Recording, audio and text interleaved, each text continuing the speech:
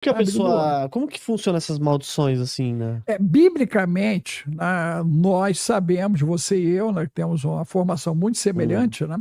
Nós sabemos que o sacrifício da cruz resolveu tudo, sim ou não? Sim. Claro que não. Pera. Claro que ali não. foi os pecados foram levados, né? De quem? Verdade. De quem? De quem já tava de quem foi se colocar na Sim. cruz. Tu Sim. foi pra cruz? Não, ainda não. Então, teus pecados estão aí Estão aí. acompanhando você e as tuas gerações. Caramba. É grave. A questão então é eu grave. posso ter, sei lá, uma maldição de anterior da minha família. Total. Brasil, nós estamos hoje sob a vigência de 1600, né, cara? O que aconteceu em 1600? Escravidão indígena, seguida de escravidão do povo africano, estupro dos índios, massacre dos índios, roubo dos índios e também estupro e morte dos africanos que aqui estavam com a igreja, inclusive apoiando a barbaridade. Você tem que lembrar, né, que o clero, né, católico, ele apoiou a barbaridade da invasão feita pela Espanha e Portugal, né, e depois isso envolveu a Holanda, isso foi envolvendo a Alemanha, Suécia, todo mundo aí, né? Inclusive o Putin citou isso no aniversário de 1 ano da guerra da Ucrânia, dizendo que a Europa só matou, roubou e destruiu a América, a Oceania e a África, cara. E tentou fazer a mesma coisa com o Oriente e com a Ásia. Inclusive a Inglaterra, nós temos a Guerra do Ópio, tu lembra disso, Lembro. né? Então, os caras pegaram e tentaram drogar o povo chinês com ópio, cara. Isso é Inglaterra, cara, cristã. Caraca. Ok? A anglicana fazendo uma barbaridade dessa, guerra, né? Bioquímica usando droga. Coincidentemente ou não, hoje eles já perderam 4 cidades para as drogas. Meu Deus. Tá grave, tá grave. E o americano também sofrendo horrores com a droga. Tu vê que o Trump falou, inclusive, que vai bombardear a América Latina e corre um sério risco de cair alguma coisa na República da Jabuticaba. Meu Deus, Jesus!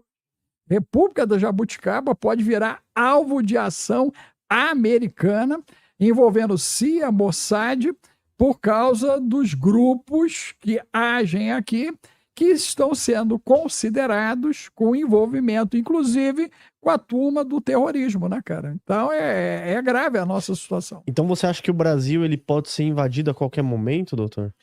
Olha só, eu ou não sei... Ou ainda tá em grau? Eu não sei se eu te falei sobre isso, mas eu vou repetir se falei.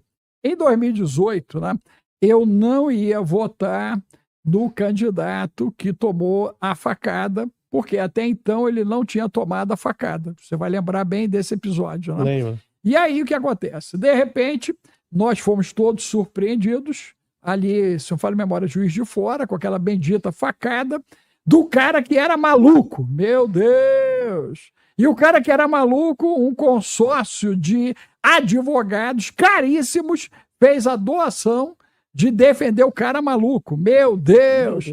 E aí o cara maluco, que até hoje a gente não sabe se ele era maluco antes ou ficou maluco depois, esse indivíduo foi lá e esfaqueou um candidato à presidência da República, né? E aquilo ali mexeu com a minha cabeça. Primeiro, porque eu também sou egresso das Forças Armadas, né? O cara esfaqueado também. Eu achei aquilo ali um absurdo, né? Literalmente aquilo foi um absurdo. E aí eu entendi que nós chegamos na era do absurdo. Não sabia eu que iria iniciar a gestão de Nárnia. Meu Deus! Os narnianos, Jesus! Os sem noção! A turma da paçoca, o pessoal do passeio de ônibus, papuda, meu Deus! Não sabia eu que ainda ia ter a turma de táxi para poder parar, né, na Papudinha. Jesus! Meu Deus, imagina! Que absurdo, isso é né? absurdo. Isso tudo é 2018. Quando eu vou para votar, lá na minha casa a gente vota pro consórcio, né? A gente conversa sobre, né? Não sei se você faz isso lá com a esposa, mas a gente conversou, falei, gente, ó, a situação pegou, esfaquearam o cara e já é demais. Daqui a pouquinho na rua a gente vai estar sendo esfaqueado. Então, tá na hora de dar um basta nessa bagaceira, nessa bagunça.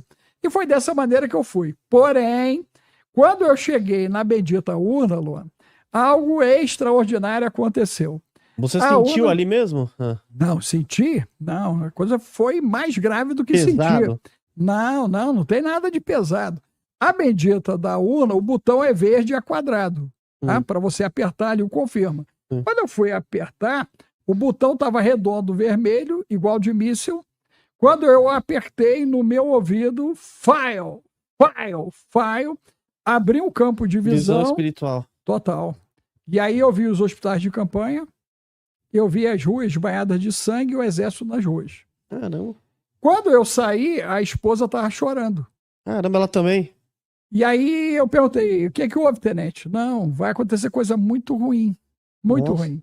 Aí eu contei o que eu tinha visto. E eu falei, você está certa, porém Deus quer que ele entre. E nós vamos ter muita gente que vai morrer ao longo desse processo e tem um Brasil antes e outro depois de tudo isso. Olha só, peguei os pastores que eu tinha, né? Eu tenho um grupo que eu ainda interajo e mandei para os caras a visão. Falei, aconteceu isso. Vocês orem, porque ele vai entrar, mas o país que nós conhecemos está entrando em juízo, por falta de juízo. Dessa maneira, cara. Imagina. Aí, beleza. Rolou o segundo turno. Aconteceu a mesma coisa. A mesma situação. Ficou vermelho, file, campo de visão aberta, né? Então, fogo, quer dizer, então, em algum momento, nós vamos sofrer uma invasão, sim, né? Nós vamos ter muita gente morta, sim. E você não entendia o que era naquele momento, né? Não, eu entendia. Eu fui militar, né, cara? Guerreiro. Sim. Eu sabia exatamente o que eu estava ali vendo ali dentro do processo e eu, meu Deus, Jesus, e agora?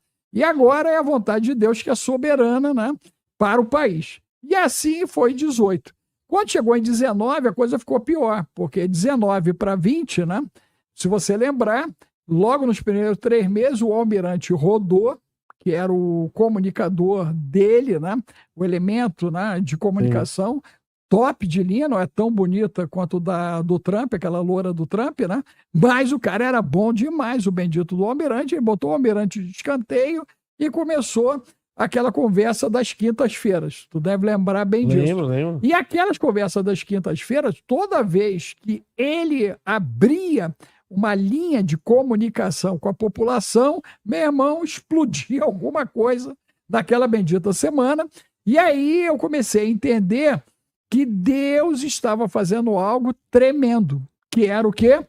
Criando um clima interno de tensão psíquica dentro do país.